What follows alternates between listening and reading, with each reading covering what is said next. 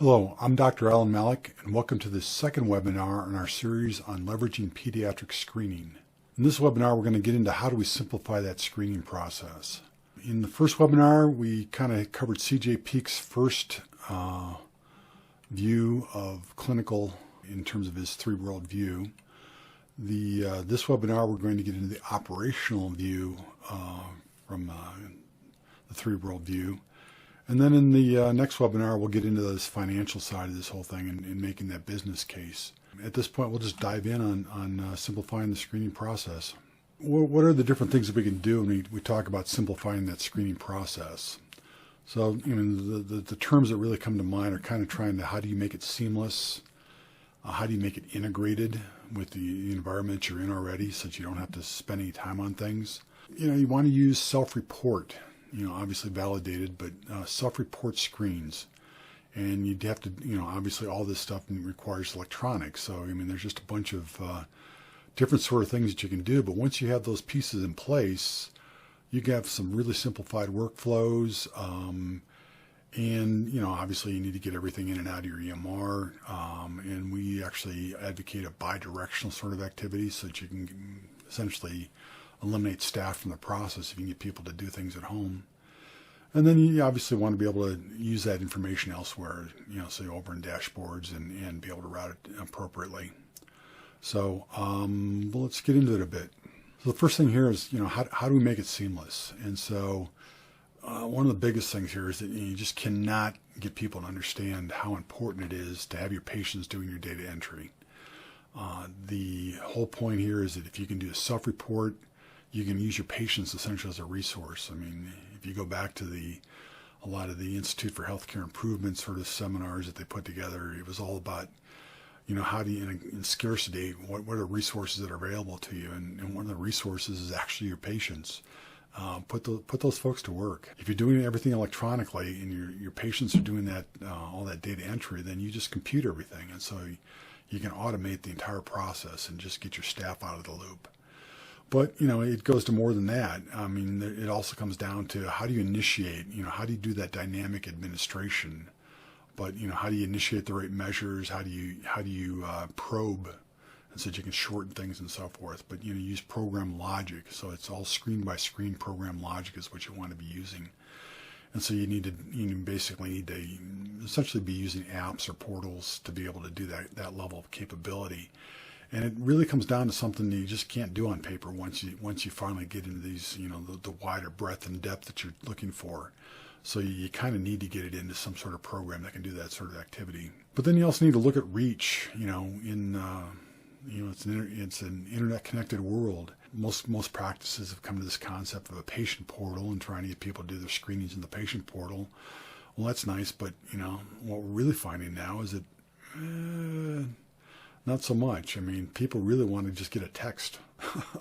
So what you do is you just put a link in a text and let them hit the link and take the assessments on their smartphone. It's one of the most effective ways to get reach and get people to give you the information. And then you don't have to wait. You don't have to have these people clogging up your waiting room. But we'll get more into that. So you want to be able to reach people at home as well as in the office. And so then as we kind of alluded to, that once you get your patients doing your data entry, now you got everything electronically. So now there's no more hand calculations. It's all computer calculations. You can do much more, essentially what we alluded to in the first webinar was, probabilistic sort of scoring. You can get into all sorts of areas, and essentially you take what would be simple screens and, with a relatively large error associated with them and hand calculations with error and so forth, and you turn these over to computer assessments. You gang a bunch of these together, and it pretty much is an assessment. That patient interview is an assessment. And so, through electronics and using self-report, you solve all those sorts of problems for yourself. And then ultimately after that, you need to be able to route this where they're needed. And so obviously you want to route your results back into your EMR's lab data. But you can also send things off to your health information exchange or off to a data warehouse if you want to do sort of analysis. There's, the concept of what we call a data exchange. And so you want to have one of those in your system along with your basic capability to do administrations and so forth. And then finally, if you want to do, pull your aggregate information. It's always useful. And there's actually a ton of quality stuff that you can get into, but that's like another whole subject. But the idea of a dashboard, and if you have all your data being put in by your patients, you can get to all sorts of information on an aggregate basis, and it just takes a few more clicks. So, really what it comes down to is seamless means automated in using electronic processing. And so you really do need to take that conversion and take that step away from paper over to the electronic world. So integrated. So, the big thing here is, that breadth of that patient interview. What are the different areas that you're getting into? What kind of information are you helping provide at the time you actually have your visit? I mean, if you have all this in-depth information, you don't have to go probing around for it yourself. You can make all sorts of decisions off the information, or you can have a pointer that says, I need to ask more about that, sort of thing. And the greater the breadth and depth as well, you can make yourself work much better, much more effectively in terms of a clinical view of the world. But you also need to work in that office flow, and so part of that integration is also, how much is your staff going to have to be impacted by what you're doing. And so the more integrated, the more automated you can get it, the less your staff is involved. And so, that's a major integration component. And then obviously the EMR, and we'll get into it more, but we obviously advocate this bi-directional sort of thing where you can actually go from your scheduling out, get your interviews done, and then back into your lab data, and essentially you can take the clinical staff completely out of the process if you want to. Worth getting into more now is concepts of patient management. I mean, most of the EMRs do have some capability for handling flags and so forth, but within screening systems you can have explicit flags. You can actually manage flags. You can get into community networks and share profile information with other organizations, disparate organizations, and so forth. And so this whole process of patient management, get into essentially registries, get into outcomes management, and so forth. It's all, there are all sorts of tools available since your data is existing and it's not necessarily in your EMR. So if your EMR doesn't cover those sorts of things, you can get it through an outside system. And then finally, you need that dashboard access to get to all the information in terms of performance and in terms of prevalences and all that kind of stuff. And when you get to outcomes and so forth, you want to look at that on an aggregate basis as well. Let's talk about your EMR integration. This is, people tend to not think this all the way through, and we've been kind of trying to lead up to this, showing the breadth and the depth of information that you really need, and that you really need a system to do that dynamic administration. But what it all comes down to is that you need this clinical access. Obviously, you need to access the information in your EMR, no doubt about it. And so, part of that EMR battle, whether you're doing it inside you're doing your screening inside your EMR and having your clinician or staff doing the data entry for you, or whether you're doing it outside your system, have your patient doing it, you still got to put those results someplace where you can access them. And so it doesn't really matter whether you're bringing it in from the outside or doing it through staff manually. You still have to figure out what are you going to measure and where are you going to put it. And on what forms is it going to show up on? I mean, a typical configuration is that you show essentially a note on your encounter tab that kind of summarizes your results and shows things that are out of range and so forth, and basic scores or basic results and so forth, so you can figure out what you got, what kind of issues you may have. And then if something does flag out, then you can essentially you put in the full reports, usually as a PDF. You can throw those in as base 64 sort of stuff and store them in your documents directory and so forth. So the idea being that you put the note in first. Some people like to get specific scores and so forth. If you want to track to that level, you can. But more often than not, your specific scores go into a data warehouse if you're going to go in and analyze those sorts of things. And so it's really more of a summary note in your counter tab. When something's out of range, then you go over and look at your lab data and you look at that lab result. So it's somewhere in your documents folder. And those are usually the easiest way to organize that data. But it still takes a lot to figure out what are you going to look at, where are you going to put it, how are you going to access it. that battle you have to fight no matter whether you're doing it essentially the screening inside your EMR using the forms that some of these EMRs provide now, or whether you're doing it through an outside system. The major advantage of doing it through the outside system is, one, you can get into far greater complexity. You don't have to program all that content in. You can go to a much greater depth of measures. But the big thing is that your patients are doing your data entry. Now you got all sorts of ways you can get the data in. You can get it in through tablets, you can get it in through smartphones, you can get it in through portals, you can get it in through whatever you need. You can basically, route it off. You can actually pick it up from a corresponding agency that's profile connected to your agency. It was done somewhere else, and you just pick up the results. I mean, there's all sorts of ways to move stuff around electronically, but the major advantage here is to get that patient entered for you. And so then, you got your patient management sort of things, you got your aggregate data access, and, depending on how you're set up, you may want to do that aggregate data through a bunch of different places.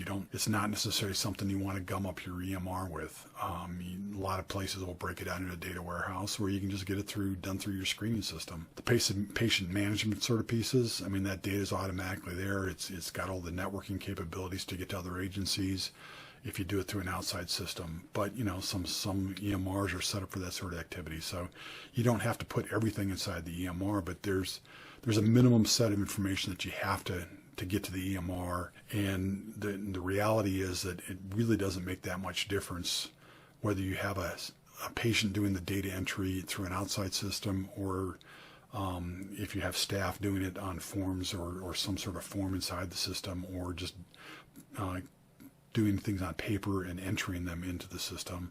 The big problem there is if your staff is doing it, then you're spending time on your staff doing it. If you have your patient do it, it's automated. Outside of that, the whole EMR integration, the components that you're involved with and so forth, can stay identically the same, whether it's a staff entered or a patient entered sort of environment. And so when you get to the bottom line of this whole thing, it's a very minor difference between staff entered and patient entered. And you really want to go to the patient entered because that just cleans out the amount of time your staff has to spend on things. And so it's one of these operational pieces that most people don't understand. They just look at it and go, oh, we need to have everything inside our EMR. Well, yes, you do need to have your data inside your EMR, but there's an awful lot of things that should be done outside your EMR. They're far more effective and far more integrated when you do that.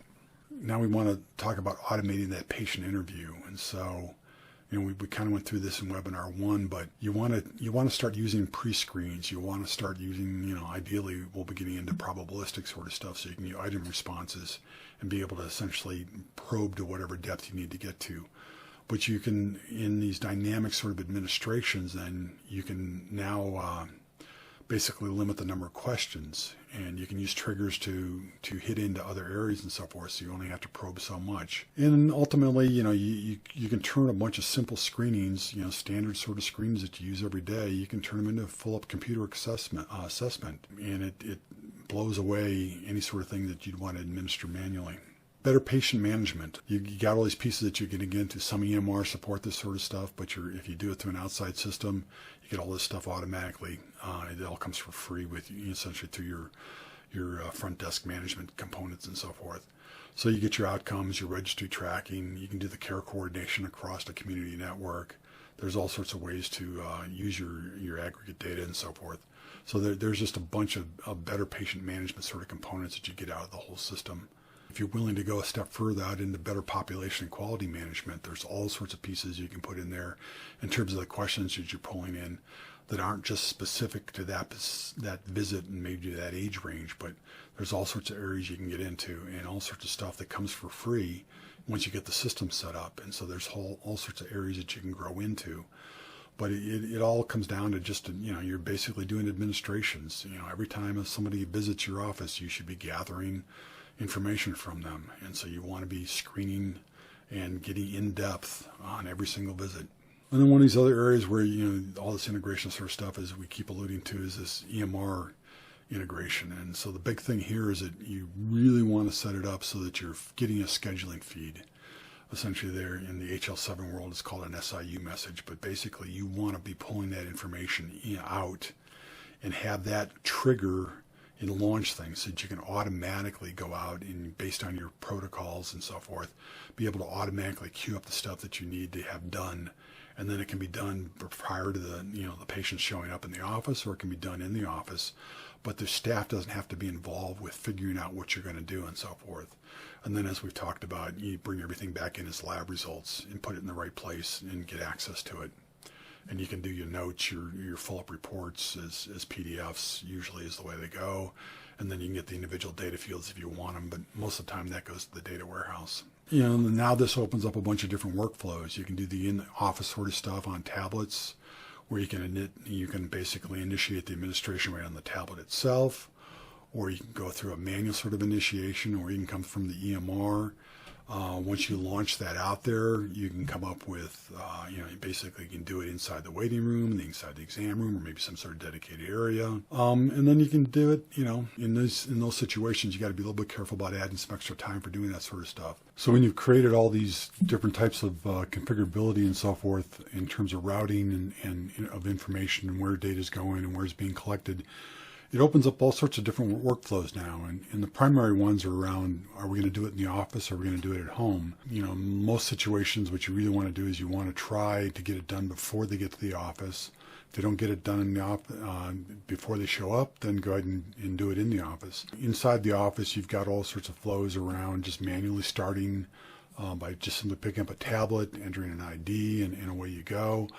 Or you can manually launch from a front desk and go ahead and queue them up, look them up, and then queue them up and send off. If you've already had that launch generated from the EMR, then it's already sitting there waiting for you. But you just pick up a tablet, go on the launch list, and look up the patient, click in, and everything's automatically loaded and ready to go. After that, then it really comes down to what are your locations available for doing that. Ideally, you want to do that in the waiting room.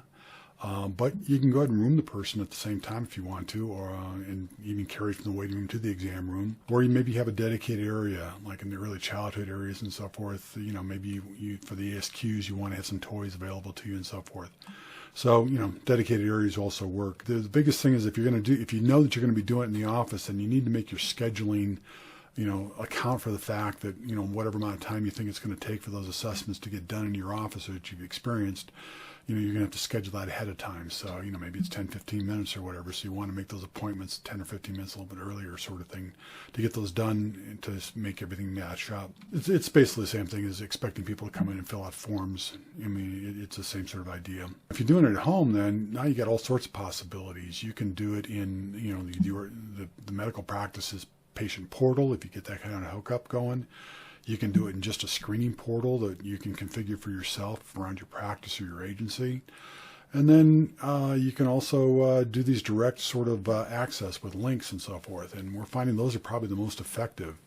The feedback we're getting is that people don't really pay that much attention to email anymore, and they really don't like using portals, and so they want to go and just click on a link and if you do like an SMS text or something of that nature, it's really, really simple. You can even text to the person standing in front of you in your waiting area and have them fill out on their phone if you want to, instead of even using a tablet.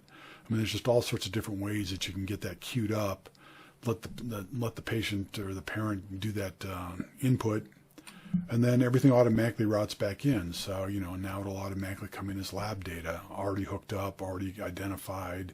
Everything is completely seamless as far as all that activity goes. Obviously, the other advantages with that whole thing is that, all your calculations and results can go anywhere you need them. If you really want to get into the data, you probably want to set up a data warehouse, so you route that over there. You route at least the note, maybe some of the data fields into your encounter tab. You run the reports off into a document area inside your EMR, and you just kind of hook everything together. But it gives you that ability to route anywhere. If you're in a community network, you can actually even share those reports across to other docs and so forth. The absolute lowest impact situation is a situation where you on scheduling, you come out of the EMR at the appropriate time, and email sent out to the parent to say, hey, can you go do this online? They go ahead and follow a link into a portal, and they complete the questionnaire there. It automatically routes back in. It's sitting on their record before they even show up for the visit. You have zero impact on your office staff, and that's your absolute ideal situation. But any combination of workflows in between can be done. So that, that's this whole thing about how do you manage all that data? How do you automate the entire process, and how do you get everything to work together? And that's what we do. I mean, that's our whole the value that we bring to this whole process. Basically, what we run through here is just the real practical side of this whole thing, is showing how you can cut out all this operational sort of issues that you have, but you do have to pay attention to them. But with apps and modern computing and smartphones and tablets and all the capabilities that are available out there, you can basically knock this problem down. And the big trick here is get your patients to do your data entry for you, and then everything happens automatically. So if you can flip this over to electronic, you can just save yourself a time, money. I mean, it just, the whole process was way better. So, the last area we want to get into then will be, we want to go to CJ Peek's third worldview, which is the financial side of this thing. And it's just basically, how do you make the business case for this whole thing? How do you show a positive ROI? So we'll pick that up in the next webinar. So if you would, drop down below here. There should be some links to go to the next webinar, as well as go backwards. There's an area to leave some comments and so forth. Do what makes sense for you, and hopefully we'll see you back for webinar number 3. Thank you very much for your time.